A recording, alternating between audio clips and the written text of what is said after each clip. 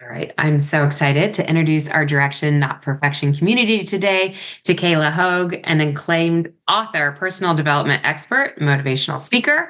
She is the founder of Move Into Words, a nonprofit advocating for mental and physical health through journaling. Kayla empowers individuals to define their own success, drawing from her diverse expertise in real estate, web design, and SEO strategy. And then she's written an inspiring book called Always Squeezing Lemons. It guides readers through personal and professional growth. You have a lot on your plate. Welcome, Kayla. Yeah, thank you so much for having me. I'm so excited to dive into so many of these topics. And I'm like, oh, we got to pick this so that we can really bring our listeners into. I feel like the writing piece that you bring into a lot of your work intrigues me, and how you have really brought it into a nonprofit as well as this health and fitness space. So maybe start with, because when we were listening to your diverse expertise, I mean, you have real estate, you have web design, SEO, and then all of this like ends up in writing and in health and fitness. How did that whole journey come about?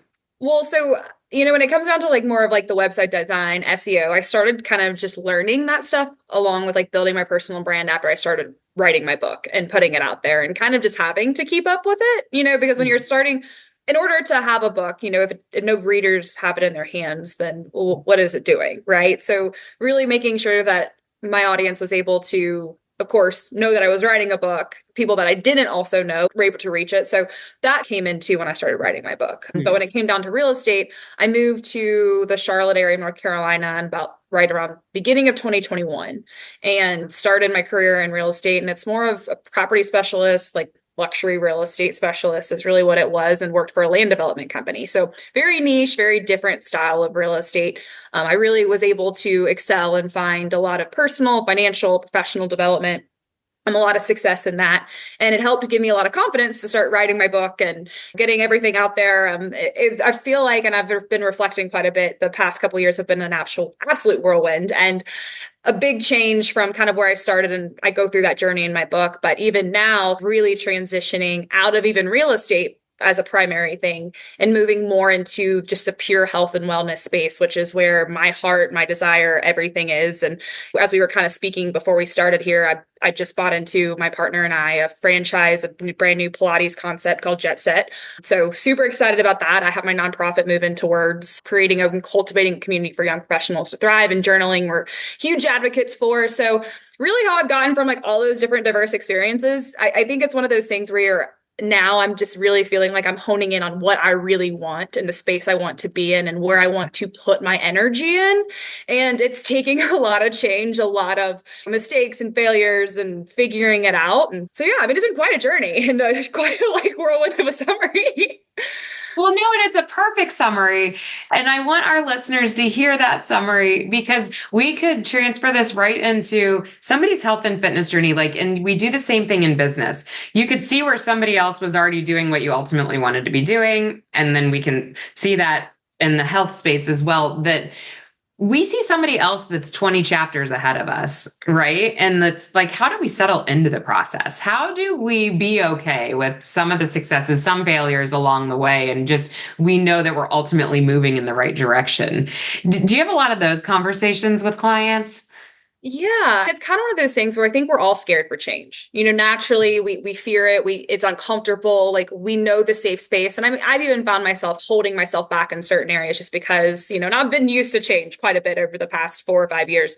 But even there's still times where I'm like, gosh, I'm holding myself back just because I'm a little bit scared to try that, or like maybe it's not the right time yet, right? And I think that a Yeah. lot of the times those negative narratives and that kind of fear driven aspect is what holds us back from making that jump, or like, oh my gosh, well, that person is as far ahead. Like, I'm never going to get there. Well, Mhm. they started where you're at. It's Mhm. kind of one of those things and where I've found the most comfort in the uncomfortable is when things just feel like you're forcing it. It's too hard. It doesn't make really sense. Like that always ends up being worse than kind of going into the unknown and trusting that, I know, I don't really know what this is yet, but I know this is where I should be going. Right.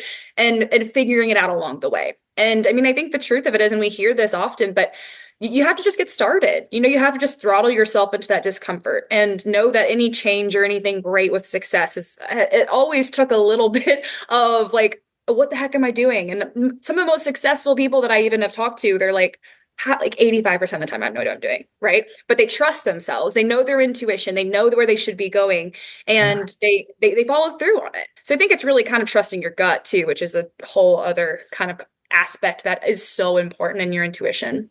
Oh, totally. And I think that's the piece that's been stripped out of us coming from diet society, coming from people wanting to be handed meal plans, wanting to be handed workouts. And you're not trusting yourself that you're allowed to not like going into a gym. You might love being on a Pilates reformer. That's the big piece. How do we pull back in that trust? And I had a question for you.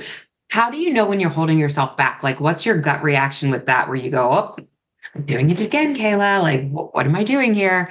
Yeah, and I think honestly I've been in that position a little bit even with like my past career, and it's just I know it's holding me back, like my energy and my time just feels way more drained than on the days when I know I'm Mm. like okay, like I have the energy. I mean, I'm flying out of bed, I'm ready to go, I get things accomplished. And even if the day ends up being like a complete failure of trying to get stuff done and I'm 10 steps back, I'm like it's fine, tomorrow we're going to get it, right? Whereas when I feel like I'm stuck, I'm just like, oh my God, why am I doing this? Like there's no energy, Yes. there's no excitement, there's no motivation. And you do realize how much it's holding you back in other areas that you're really passionate about and other things that you want to do. You start to find yourself drifting away from it. You start to find yourself almost doubting yourself too. And Yeah. for me, as a very confident person, if I start having those like self-doubt thoughts creep in, Yeah. I'm like, oh, okay, something's wrong. We got to really reevaluate Yes. here. So it's really just it's a next level kind of self-awareness, but Yeah. everyone has it. You just have to be willing to do the practicing of it, right? And for me, journaling became a huge thing. Of course, just physical activity. I mean, being an athlete my whole life, that is tried and true. And if I didn't work out, I would be insane. Like I definitely wouldn't be as successful or any of the success I've had or anything that I do, I attribute a lot to my health habits. Mhm. So it's just, yeah, definitely feeling stuck is more along those lines. So No, thanks for verbalizing that. I think that somebody can hear, I can tell when I'm holding myself back, and then somebody could be like, I don't know what that feels like. I'm probably holding myself back all the time, and I just don't recognize it. That, yeah. yeah. And then you also mentioned feeling comfortable in the uncomfortable. And let's just hone in on that a little bit because I think people run from uncomfortable. No one wants to feel uncomfortable. I was literally just having a conversation with a client before you and I jumped on the exhaustion of boundary setting and that it's so uncomfortable. But on the other side of uncomfortable is reprieve. hmm And so give me some of your like real life conversations with clients or where you find helping somebody sit in the uncomfortable. I think it's just every day new challenges. We have to have hard conversations, we have to do these things, and a lot of the times we avoid it, which makes everything worse. And when I say throttle ourselves in that discomfort, we do the hard things that we don't want to do, right? I think naturally like our brain kind of has this not fear driven mechanism, but it's almost like a defense mechanism, right? It's meant to protect us, right? So when we realize something that is a little uncomfortable, we're like, okay, no, no, no. Like it deflects, it stops us. But we also know in certain situations that's holding us back. So, kind of overcoming that. And I always weigh the situation, right? So if it's a hard thing and I'm like, okay, if I don't do this, what's going to happen? If I do this, what's going to happen, right? So it's kind of like weighing back the pros and cons and really digesting each situation because everyone's a little bit different. Everyone has different goals and objectives and what they want to achieve. But I really think it comes down to you have to analyze a situation and you have to realize that if you're not liking where you're at and you want to go somewhere else, change has to be made. And change is uncomfortable naturally. And I do think a lot of the times too, we do want, and you kind of hinted on this a little bit, we want instant gratification. We want it now, we want it immediately. And unfortunately, in the society we live in, but patience is hands down one of the most underrated virtues. And there was a quote by James Clear that I love. And he's like, when you're thinking about making progress, think small. When you're thinking about goals, think big, right? So you're setting those big goals for yourself, but you can't expect to make the progress to get there overnight because it's not going to happen, right? And when you can kind of keep that in perception, like, I mean, make delusional goals. I absolutely do. But some things that used to seem delusional, like I've achieved, it's because I've put the actions and the systems in place to achieve them, but didn't expect it to happen in a week. so much easier said than done. I know that for a fact. But I think that also, that kind of narrative of wanting it immediately, kind of like the crash diets and everything along those lines, holds us back from real sustainable long-term compounding success. Right. I love compounding, compound effect too. I'm sure you've read it. I feel like, yes, all these small actions. And you know what? I have the James Clear book, and I don't know if I've read that one phrase that you just said. And I like it because there's so many individuals who go, well, you should totally shoot for the big goals. But to your point, the small actions are the things that are going to get you there. And like even my direction, not perfection. Sometimes my husband takes it as that we're not fighting for, because he's like, of course I'm going to fight for perfection, but I'm not expecting that. I'm expecting for, and I'm like, we're all talking around the same thing. We're just saying it Right. differently. Right. 100%. But thank you for your much more clear version of It's that. funny how like even with like when we have these conversations, sometimes I'm like, oh wow, it talking about it and verbalizing it out loud makes, because Yeah. in my mind, like I already have, what I'm thinking, but like putting it out loud, I'm like, okay, that's the sequence that it needs to be said in. Yes. Yes. No, I love that. I want to dive into, because you just released your book in 2024 of May, I think. Is that Yeah. correct? Mhm. Okay. So, and it's called Always Squeezing Lemons, which I love this. The subtitle, and it's what it's really kind of like the main theme woven throughout the chapters, is it's taking responsibility to define your own success. So it's Yes. really about kind of radical accountability, like in the one sentence, when you realize you can be the cause, problem, and solution for everything in your Mm, life, your world changes. And it's really that kind of really empowering mental shift. We're always going to have obstacles. We're always going to have challenges. Growth is never ending. And that's kind of where the always comes in. It yeah. doesn't just end squeezing lemons. But at the end of the day, the only thing we have control over is our responses. We can't control what somebody does to us, says to us, or any other outside situations, but we can tunnel vision on our responses to anything in life and also where we want to go and the actions we take. Your world and your perception really of everything else does change. And you're able to really kind of dial in on what purpose is for you and what that means for you, and Yeah. understand that success is subjective, and it does change too. Right. As we grow and we go, didn't think that was going to matter, or this matters way more than I ever would have given it credit for, right? That, 100%. and I think that's so interesting with my clientele and women as we age. We had an episode on meeting our 80-year-old self. Like, do we have a belief system that we're actually going to meet your 80-year-old self? And some people don't even have that belief system, right? So then we don't even know what we're really fighting for down the road. But just this, if we do, then we're gonna, as a 60-year-old, appreciate a behavior, a small behavior, just a walking that we did as our in our 40s, that maybe we never would have given that credit for. So it's kind of like projecting forward too, of how those changes can look. And I don't know, I love that you talk about lemon drops in your book. Can you describe that to our listeners with your journaling? Yeah. So at the end of each chapter, I have a lemon drop, right? So it's like what it does is it's pretty much like the summary of the chapter, the key takeaway. It's just one of those like memes that you would read that would be like, oh gosh, like this hits hard, right? So it's the lemon drop shot, right? Then after that lemon drop, there's a journal prompt. So what it does is it allows you to take the chapter of experiences and the practical takeaways into the key summary takeaway and apply it to your own life and experiences. So it's definitely more of an interactive book, an opportunity to go back and reflect, because of where I've found so much success is when I started journaling.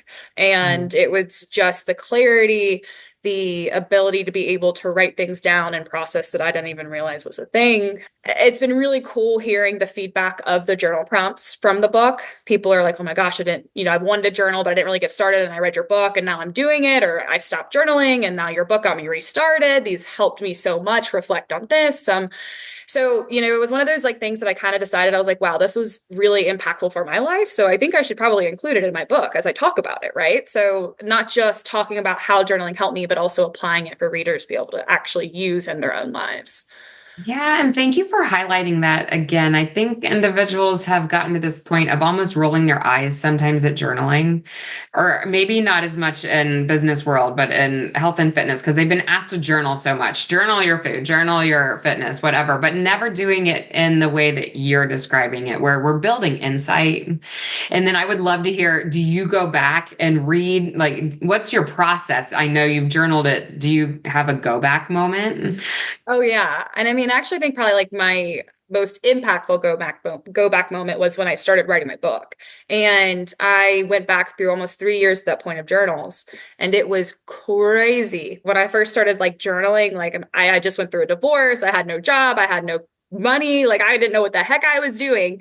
But everything I wrote down, and then when I looked at it 3 years later that I wanted, I had accomplished. And I was continuing to build and accomplish. And so I was like, I mean, I got like chills, goosebumps, like tears. I was like, what the heck? And it was just really cool to see it in the pages of the journals and how it unfolded, how the clarity really came through. And I share a part of that as a wrap up of the book and really how impactful it can be. And faith over fear and manifestation and how that really can apply to you, not only mentally, physically, and spiritually, but it really does bring together and like overall wellness. And yeah, I mean, with journaling, even you said, we don't want to do things that we don't want to do. Like, I feel like a lot of the times there's things in life, like every single day, we always have a task. We're like, oh, don't want to do that. Right. So when it comes down to like our health, we have to challenge ourselves, but especially things like writing thoughts down, we don't want it to be monotonous or something that we feel like we have to do. We want to do it because we want to do it. Right. And we've got to kind of maybe change that narrative and figure out how, because it really is so important. And anybody that asks me about journaling, I'm like, how I got started and why. And my sister was the one that just kind of pressed me to finally do it. But where I've found the most success with it is like just being honest with the pages and vulnerable. And I think that kind of narrative of softening the pressure to do it and be like, you don't have to be a writer. It doesn't need to be perfect. It shouldn't be perfect. You're just writing down what comes to your mind.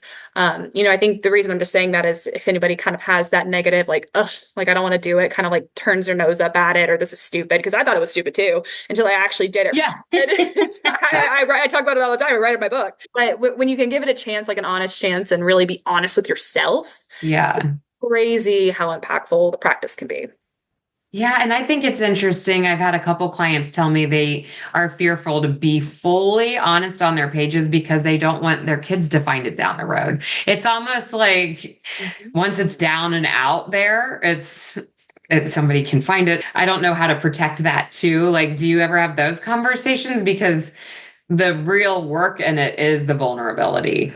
Yeah. That we are being that brutally honest on the pages and able to look back and hear ourselves. So do you have people talk about that? 100%. And I mean, even that was my biggest hesitation. But you know what I started to realize with that fear of somebody reading it or somebody finding it is the more I was able to forgive myself, the more I realized that it didn't really matter to me, Mm-hmm. and I knew the people that mattered, that it wouldn't bother them either, it's just kind of one of those things. And of course, like, I'm not like, oh, hey, read my journal. Like, that's not what I want either.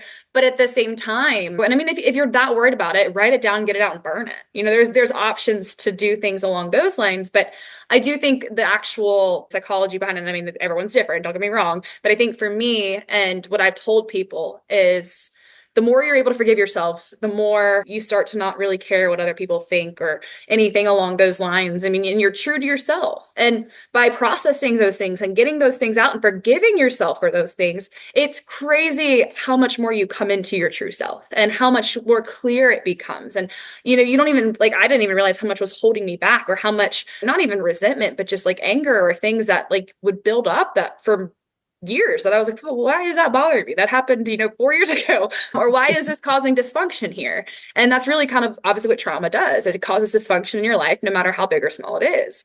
And, I think that for me, that's what really, coming down to the journaling part and getting it out there, I just became comfortable with it, acknowledging that, hey, if everybody found it, okay, right? But at the same time, forgiving myself allowed me to open up even more. Yeah, I think that's helpful for the person who's going, I'm a binge eater. If I journal that, to even think about a moment in my life where I wouldn't care if somebody saw that, that's true release, right? And again, whatever somebody's listener's circumstances, it can be alcohol, it can be binging, it can be emotional eating, it can be trauma, but there could be that glimpse in your future where you go, I'm so okay. I'm so healed in this that I'm okay with sharing my story and letting somebody else. That's where I almost get excited. It's like, man, if somebody did read it, you'd only be helping somebody else's experience versus it being like traumatizing that somebody saw it. But And that's like even like in my book, there's experiences that I share that I would have never wanted people to read. Like even like I talk about like one of the chapters is called Your Trauma is Your Trauma. And I talk about how I had poor coping mechanisms with sex and alcohol when I was just going through the motions. And I Mhm. realized how much that put me in a place where I was just disrespecting myself more than anything else. And so, I mean, trust me, there 3 years ago, I'd be like, there's no way I'm talking about my actions and admitting to myself these things. And I put it in a book for everyone to pick up a shelf and read. Yeah, So, you're like, huh, yeah, I I'm did like, that. wow, this is real growth here. But at the same time, as you said, exactly to your point, I know it can be helpful, right? Because I know I'm not the only one that experiences that. I know I'm not the only one that's felt this, right? And that's the feedback I've gotten. Like the book is very raw, real, and relatable. And people need to see that. We're so used to all the fake and the crazy stuff, like all of the not real things we see in our lives on a daily basis.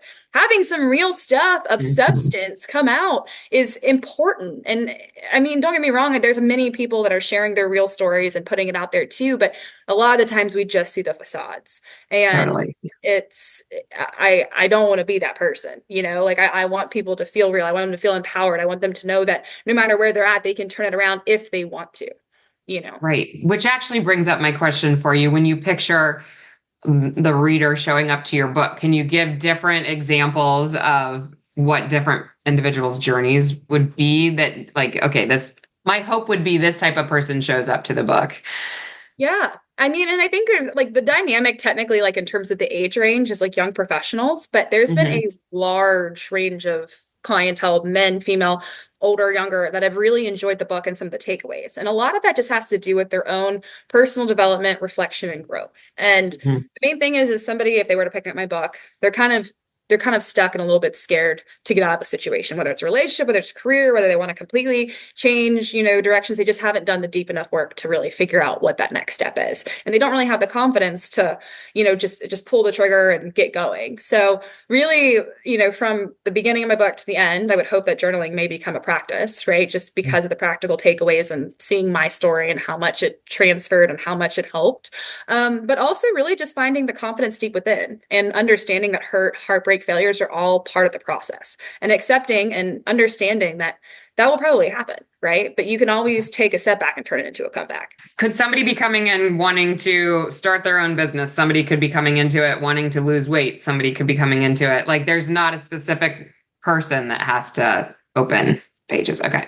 No, no, definitely not. And like obviously, like I said, in terms of like target age range, the people that like I talk to mostly is, I mean, I just turned 30. So it's one of those where I talk to like a younger demographic, kind of trying to come into their own and stuff along those lines. Hmm. But again, ever since I wrote this book, the amount of outreach, like even my dad, he was over in Afghanistan for 4 years, and a guy that he worked with over in Afghanistan, he reached out to me, said, "I'm so glad I met you, because if I didn't, I would have never read your daughter's book." And the book was life changing for me. I'm like journaling again. I'm decided to start my new business, like all these things that was like absolutely. I mean, it's the reason you write a book, right? And like Right. along those lines, you share your stories.